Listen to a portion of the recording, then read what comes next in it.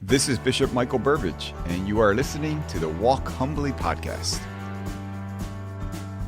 Welcome to the Walk Humbly Podcast. I'm Billy Atwell, Chief Communications Officer for the Diocese and your co-host. Those listening to the podcast are benefiting from the generosity of thousands of Catholics and families across this diocese who have given generously to the Bishop's Lenten Appeal. It supports many ministries here in the diocese, one of which includes the Communications Office. So thank you to those who have made this possible. If you are listening to this podcast and you're enjoying it, please show that appreciation by rating the podcast or writing a review on iTunes, Spotify, Stitcher, wherever you're listening. And if you're listening on YouTube, make sure you subscribe and also ring that notification bell. Sign up for our e-newsletter at arlingtondiocese.org. Follow Bishop Burbidge on Twitter, at Bishop Burbidge. Every day he provides a short gospel reflection for that day. You can follow the Diocese on Facebook, Instagram, and Twitter. If you have a question for Bishop Burbidge, send it to info@arlingtondiocese.org or call 703-831-7013. I welcome your host, Bishop Burbidge. Bishop, how you doing? I am doing well, Billy. This is our first podcast in the year 2022, so I hope everyone had a blessed Christmas season and that their new year is also filled with abundant blessings and graces. We also begin in the church that liturgical season we call ordinary time, but I think that's a great reminder to all of us that we live out our call to follow Christ in very ordinary ways. It's the day in and day out living that we're called to do with His help in extraordinary ways, with extraordinary love and faithfulness. So we pray for that grace, and I'm sure all of us have made New Year resolutions, but just remember, they're lived out day by day in ordinary time, and always with the grace of God. And you mentioned the gospel tweets I do, or on the readings every day, and today is just a beautiful, I think, reminder to all of us is that God does speak to us every day. He speaks words of enlightenment and consolation, encouragement, direction, a unique message He wants us to hear. But as I often say, for us to hear that message, it's very important for us to slow down, to turn off the noise that's constantly around us whenever we have the opportunity to do so. Sometimes in the car even, just shut off the radio. And of course, in our prayer, to allow time for silence, because it's in those moments that we can echo the words of Samuel that we heard today. Speak, Lord, for your servant is listening. Your servant is listening. Amazing. Just today, I prayed that prayer, and it's part of my holy hour. And the Lord responds. I'm giving a talk later tonight, and it needed some work. And I said, Lord, speak. I'm listening. And in prayer, God really does respond, and it really helped me today. And I think it's a help to all of us every day. That's a good reminder. Thank you. Thanks. Before we get into our main topics, a couple of things. The first, I'm sure you've heard the news about two tragedies, an apartment fire in the Bronx that killed 19, including 9 children. News reports are saying that it was actually started by a malfunctioning space heater.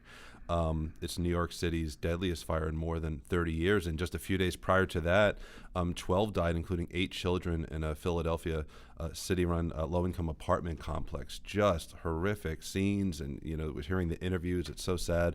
We're a few days out from these fires now. What are your thoughts as we look back on these and the kind of rubble settles, so to speak? Yeah, like you said, Billy, just such tragedies and so sad.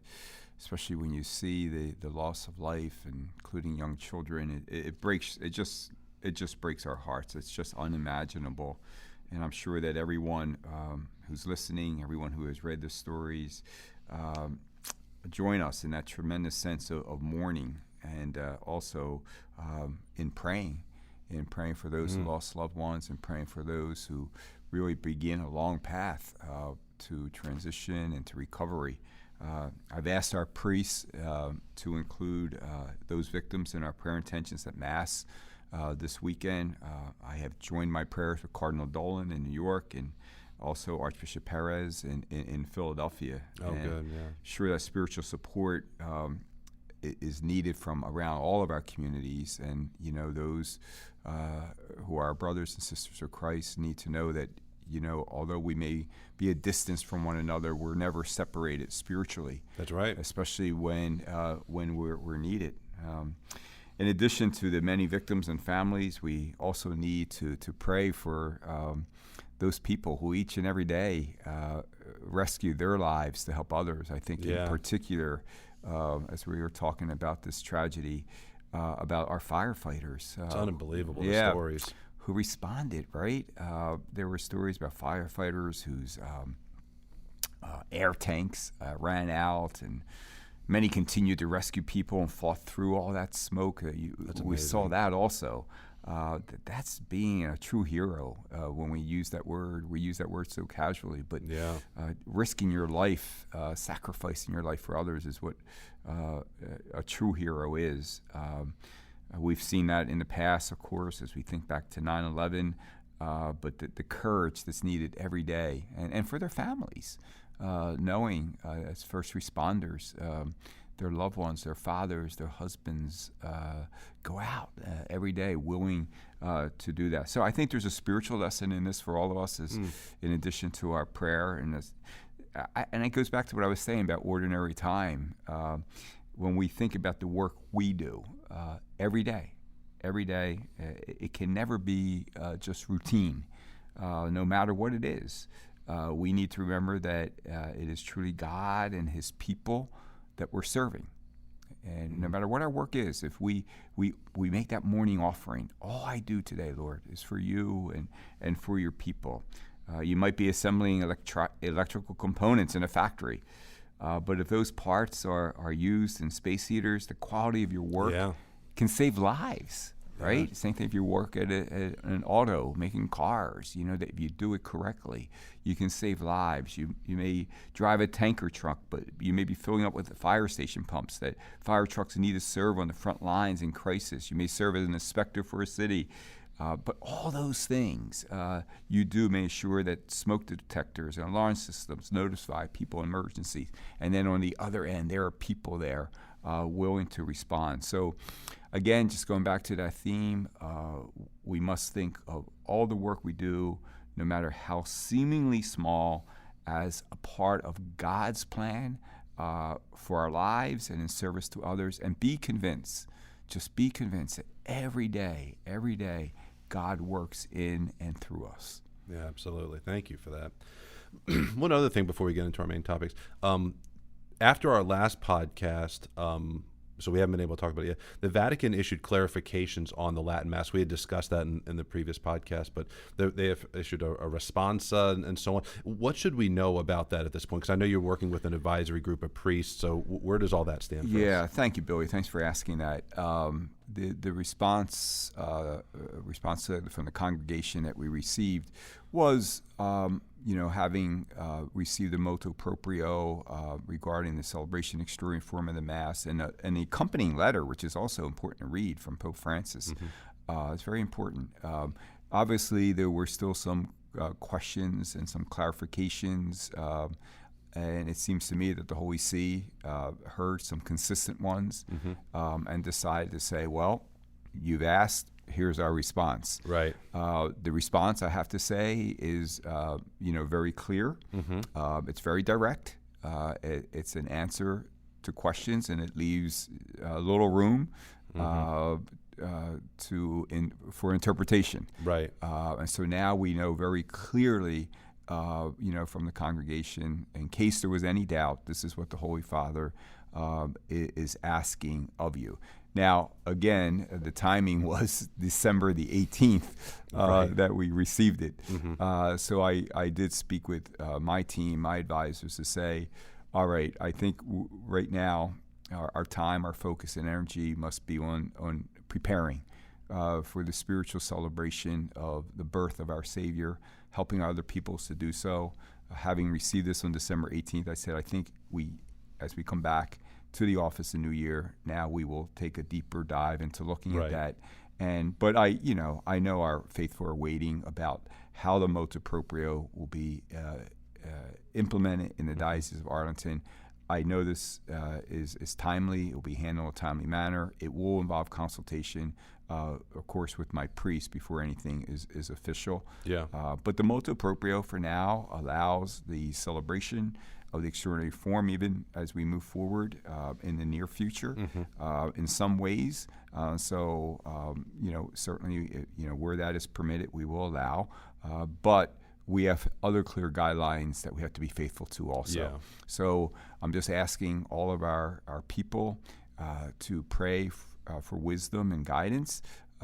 Again, not too much guidance is needed because it's been outlined for us very clearly, but really praying more that we are united throughout this process and we are faithful and we are together. And we don't let something like this be a source of any tension or division, because that's what the evil one really wants. So this is an opportunity for us all to renew our faithfulness to the Lord, to His church, and to our in communion with our Holy Father. Perfect. Well, speaking of Pope Francis, just recently he spoke on maybe the most controversial topic yet. He had what do they call it, a third rail or whatever. I like your point on it. It's regarding pets, and here's the quote. He said, "We see that people do not want to have children, or just one, and no more. And many couples do not have children because they do not want to, or they just want one, but they have 2 dogs, 2 cats. Yes, dogs and cats take the place of children." Yes, it's funny, I understand, but it is the reality. And this denial of fatherhood or motherhood diminishes us. It takes away our humanity, and in this way, civilization becomes aged and without humanity because it loses the richness of fatherhood and motherhood, and our homeland suffers as it does not have children. Those are obviously made waves because people love their pets, but it was I noticed it just took a stronger hold of people than I was maybe anticipating. I wonder if you had any thoughts or any reflection on this. So you're really going to ask me to talk about pets, right? I'm throwing you in the fire. You're going to put me right in that position. There's certain sensitive topics when we talk about. And, is Fido good or bad? Pets, go ahead. Right? Thank you, Billy. But no, you're right. The reaction was amazing. I mean, this statement from the Holy Father, it really blew up on social media. Yes, and again, we always go back to, read exactly what the Holy Father said, read it in context, and get to the heart of what he's really saying. Obviously, he's Pope Francis. Obviously, in honor of his namesake, he's has a love for pets and He understands animals and the God's creation and the connection. And the support that they and comfort, and fun that they bring to people and to homes and to children, all that stuff. The Holy Father is not denying any of those things. Right. But so let's try and do that. That's a good point. Let's try to say, well, what's really at this then? What's the theological or pastoral considerations, right? And I think what the Pope is saying here is that so often in life, as we try to discern our vocation, as we try to live out our vocation and what God is really asking of us, we can easily be distracted. We can lose a sense of priority. And it can come in many forms, right? We substitute things for what is really being asked of us. Now, again, I'm just talking in general terms. I'm not saying anyone who has a pet or anyone who has a high-pressure job. But sometimes, it is our work. Sometimes it's our leisure activities. Sometimes it's substances. Sometimes it's, our pets or our material things, whatever. All can be distractions to what really should be consuming our time and our energy. And I think that's what the Holy Father is trying to say. And again, when it comes to the openness of life, to welcoming, if it is God's will, children into the world, from love comes life. If that is God's will, and that's what every married couple in the Catholic Church promises, that this union, this sacred union of ours, we understand is given to us, certainly help each other to grow in holiness, help each other get to heaven, but also from our love, from the union, the most intimate of unions, if God blesses us, we are open to receive the gift of children. Right. And so sometimes the Holy Father may be saying that, sometimes we could put that on hold, or we can say not yet or not now because I have to accomplish this in my life right now. I'm too busy right now. My career is demanding so much of me. And then I begin to substitute other things as the priorities, whether it be our hobbies and our travel and all those kind of other things. So I really don't think this is about pets at all. I think I think it's more about us, especially married couples. One of the greatest gifts, if it is according to His plan that God will bless you with, is that opportunity through your sacred union to bring life, to bring children into the world, and to grow together as a holy family. And so nothing can replace what is at the heart of our priorities, and we always must be open to God's will. It's, you can apply it to the priesthood also, right? You pledge that, here I am, Lord, I come to do your will, and then God surprises you what He's asking of you, where He sends you. And at that point, you must be ready to go. And you can't say, well, no, I first need to do this, or first need to do that, or complete this, or anything like that. Yeah. There's a readiness to go. And you've mentioned that in your own vocation story, because you were not discerning the episcopacy. You weren't discerning being a bishop. That was something that the church gave to you, and that was not something you were expecting. Yeah, and you can easily say, but, yeah. And so I think, just try to, understand this statement in a way of how does this impact me in the way I'm living out my vocation. But the Holy Father, give him credit. He has a way of getting our attention. Yeah, that's true. There's a marketing genius, I think, to capturing the moment. But I've witnessed that with friends, and Katie and I do conferences for engaged couples and things, and we do notice like an apprehension to children because they're a lot of work. And I think our society kind of creates this expectation of the point of life is to be happy, so to speak. It's kind of a pleasure-seeking mentality. Well, my joke about kids is that they're more work than I can handle and more fun than I deserve.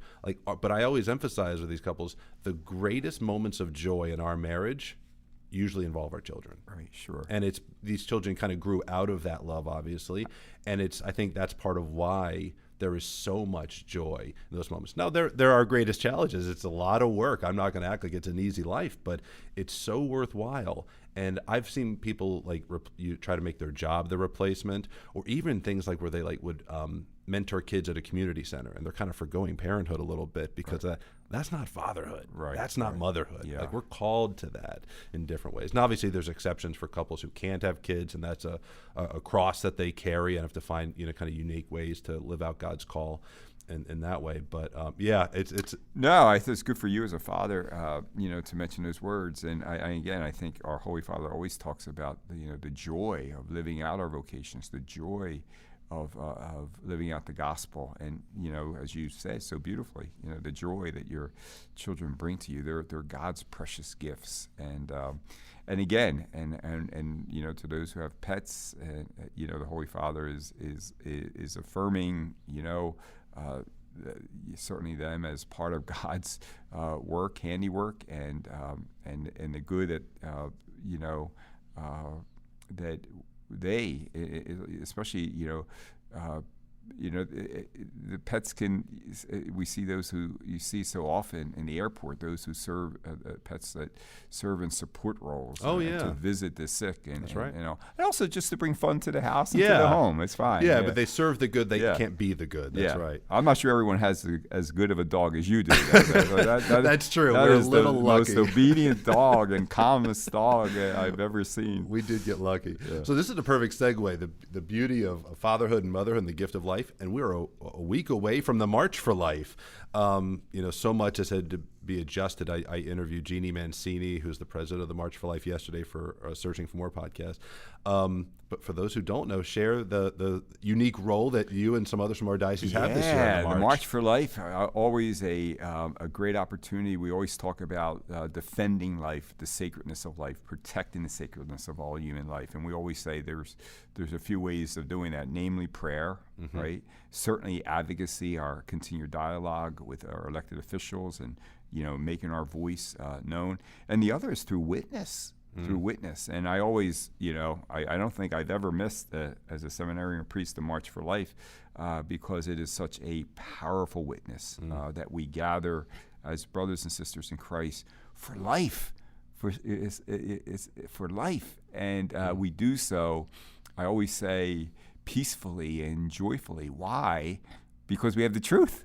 Yeah. And that's why we're peaceful, and that's why we're joyful. And that's actually the witness that really surprises the people on the streets. And I see them staring out from their offices. Yeah, that's right. Yeah. And they're like, well, these people are so peaceful and joyful. Well, it's because we have the truth. Yeah. Life is sacred, and every person is a child of God, and we respect the dignity. And we want you to know that we're never going to tire of defending the sacredness of life, especially the unborn. So it's a great opportunity. But this year, you're right, it's something special. Christendom College in our own diocese was invited to lead the march. So that's so amazing. They're leading the march, and so I'm going to be joining my young friends from Christendom at the beginning of the march. And they turn out. They have numbers. They turn out. Even when they're not leading, they are always a big group. The college closes that day. Oh, really? Yeah. I didn't know so that.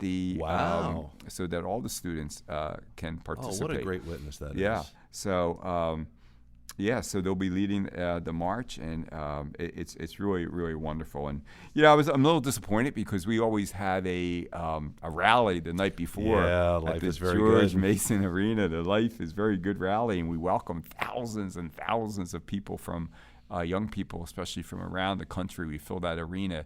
But this year, so many of the groups who usually come are not making the trip across country. It's prudent, I think, in light of the virus and how contagious that is, and what, God forbid, if kid gets sick while traveling and all those kind of things. So the numbers just kept going down and down and down and down. So we will not be having the rally of the year. That is a disappointment. Yeah. But I know parishes will be doing things on their own. Yeah, a lot of parishes. The night before. So always doing things locally is not a bad thing either. And I'll be celebrating Mass 10 o'clock on the day of the March for Life at the cathedral. Yeah, that's great. I know it was already scheduled that they were going to be there, but I think we do have quite a number of students from Notre Dame University would be joining us at the cathedral. Oh, that's exciting. For the march. Yeah, so that would be great. nice. And I hope our faithful will be present at Mass that morning at their parish or here at the cathedral. Yeah, absolutely. We'll be sharing throughout the day on social media what's going on. And, if you go to marchforlife.org, you can check out all the different events and things that they've got going surrounding that. Well, I didn't think about this when we were putting this together, but this is really a Respect Life themed podcast, because the next one we'll talk about is this coming Monday, January 17th, is Martin Luther King Jr. Day, where we talk about the dignity of life in a different way. Now, you have an advisory council on racism that helps you kind of think through these issues related to racism, bigotry, and so on. So when we approach Martin Luther King Day, how do you want us to think about this? It's a secular holiday, but obviously there's a religious component to upholding the rights and dignity of individuals. Right. Again, and Martin Luther King, Dr. Martin Luther King Jr., of course, was someone who taught us that, when you bring the truth into the public arena, and of course that involves the eradication of racism and bigotry and justice for all people, everyone being treated with respect, that you can do that peacefully, and that's the more powerful force. Yeah. And he taught us he taught us that so very clearly. But he courageously championed the inherent God-given dignity of all persons, and so in persevering in this fight, he publicly called upon God's help. That's right. To help us in this path forward. We can't. That's been lost a lot in the public conversation. I know. We can't do that. We can't do that alone. I a couple years ago, made just with some priest friends a trip, and we visited Memphis, And there's a beautiful museum there that highlights these things we're talking about and his life and his work. I don't know if our listeners been there, but it's very powerful, worth a visit. Is that you go through the museum, and it's really well done, and it talks about the civil rights movement of that age, also not just about Martin Luther King's work, but others who were involved in it, the struggles and the challenges and some of the blessings and fruits. But as you conclude the end of the tour, I guess what you would call, of the museum, you actually are standing outside the motel room where Dr. King was assassinated. Wow. And the room is set up as it was where he was there that evening. Wow. And Billy, you're in awe, you're in silence, but that powerful reminder of what we were talking about earlier in the podcast, that willingness of self-sacrifice for something of a core belief that all people are children of God and should be treated with that kind of respect. So that's why he is honored. And as the headlines of the day and ordinary tasks draw our attention to other things, that we must be steadfast in addressing this sin, this evil of racism. It exists. Yeah. And, sometimes, I do hear that people may not be fully convinced that it does. And it does in all of our communities. So sadly, it is not eradicated. It is an evil that must still be confronted. Sadly, we have in our own diocese, people praying on a regular basis on the computer, on a Zoom call, praying the rosary for the end of eradication. And again, for the second time in a row, I don't have people figure that out, but they interrupted the prayer service with horrific racist comments, and it was horrible from the people who were participating in it. So it's real. It still continues, and some of the things that said, and we see them coming into our own office on email sometimes, when even I initiated an advisory council on opening wide our hearts to the end of racism. We saw comments that were racist. That's right.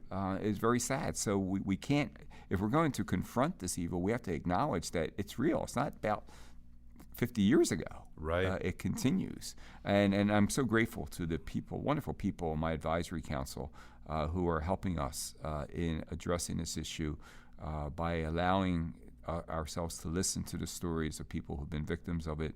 What are some of the things that we can be doing? This council is active. We are creating our own charter. It's a gospel-centered approach to addressing this instance. That's what I love about this advisory council. This is very faithful people. I know gospel-centered. some of them, Gospel. We're not just mere activists. It's gospel-centered. That's right. Active in implementing the gospel and being faithful to it. And certainly it's part of our strategic plan, and our initiatives and conversations on this topic will continue, and certainly as a heightened reminder as this celebration in honor of the life of Martin Luther King approaches. Very good.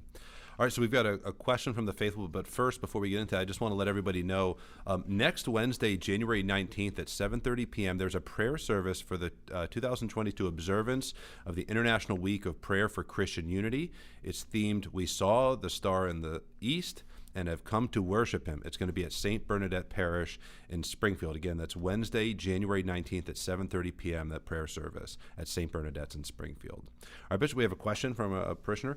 I heard that we're ordaining several priests this June. So this is their last semester in seminary. What changes for seminarians as they approach their ordination? Do you remember your last semester before ordination? If so, what was it like? Yeah, that's a great question. And God willing, there's, with God's grace, the possibility we will be ordaining 8 new priests in June. Wow.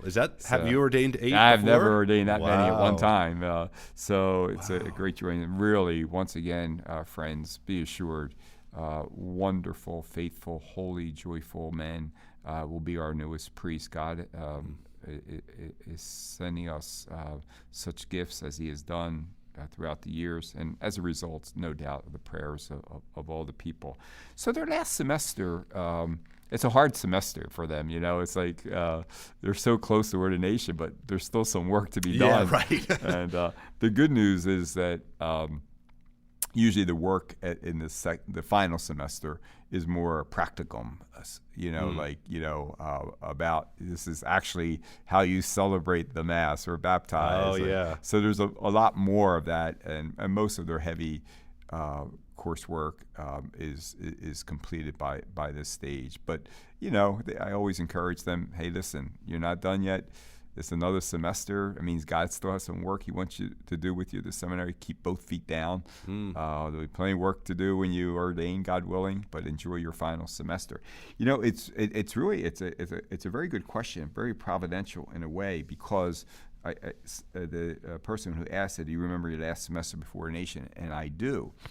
And it's very different than what our seminarians experience now. But with the new program for priestly formation, what I experienced back in 1983 when I was a deacon before priesthood, 1984, I'm sorry, the final semester is going back to what I experienced. And with the new program for priestly formation, what is asked is that the transitional deacon, meaning someone moving towards priesthood, will spend his last 6 months not in the seminary, but in a parish.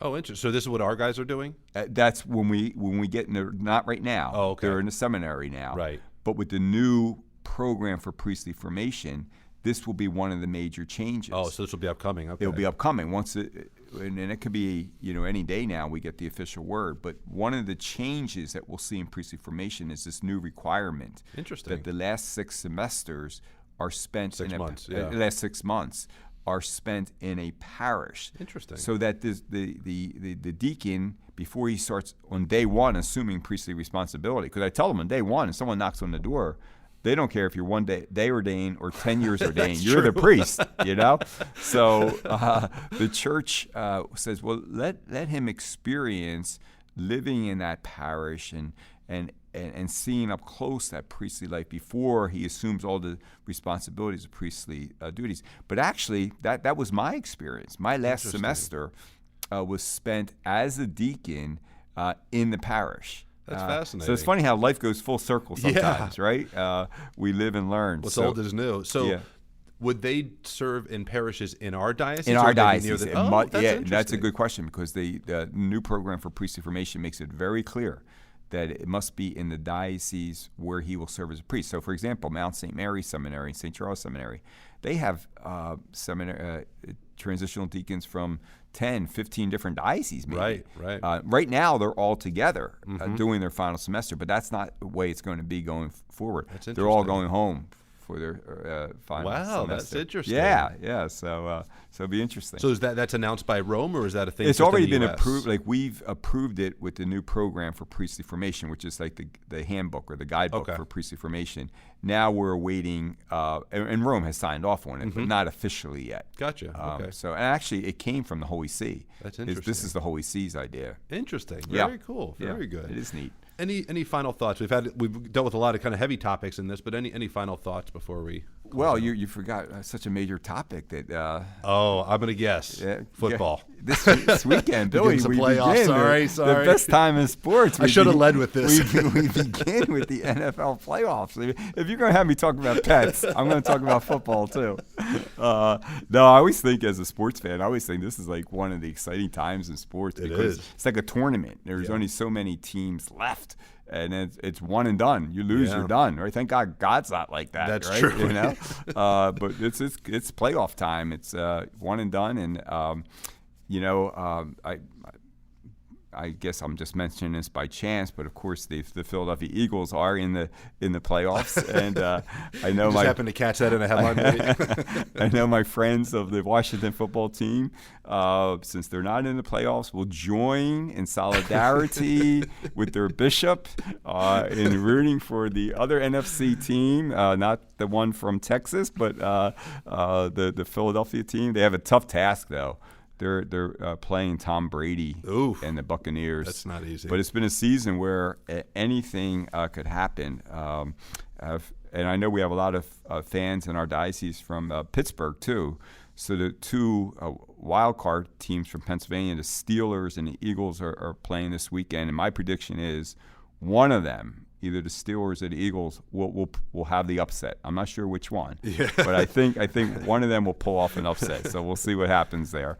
But it's always fun, and as I always say, sports is not our priority. It doesn't consume us or take us away from our main obligations. But if it serves as a relaxation, just to get our mind off things too, and that's a good thing too. That's good. Well, you're in better shape than me. My New York Giants fired their coach today, or at least yesterday. I was like, we're in a rebuilding season. Yeah, that's So I will join you in solidarity and rooting for the Eagles. Well, you could get lucky. The Eagles are in the playoffs this year with a brand new coach who just is in his first year. So you never know. That's the nature of sports. You never know, right? That's right. So any final thoughts? Everyone, it's a new year, and I hope and pray that it is filled with many blessings and spiritual gifts for you and your families. God will fill your hearts and your homes with His peace, that we will continue to persevere through the virus, and that we will stay safe and healthy, and that we will renew our commitment in ordinary time, day in and day out, to say yes to God's holy will, and day in and day out walk humbly with our God. Thank you for listening to the Walk Humbly podcast. Make sure you check out more episodes on iTunes, Google Play, Stitcher, and Spotify. You can follow me on Twitter at Bishop Burbidge, where I offer gospel reflections each morning and share photos and updates of what is going on in the Diocese of Arlington. Stay up to date with news, event information, and inspirational content by subscribing to our e-newsletter at arlingtondiocese.org.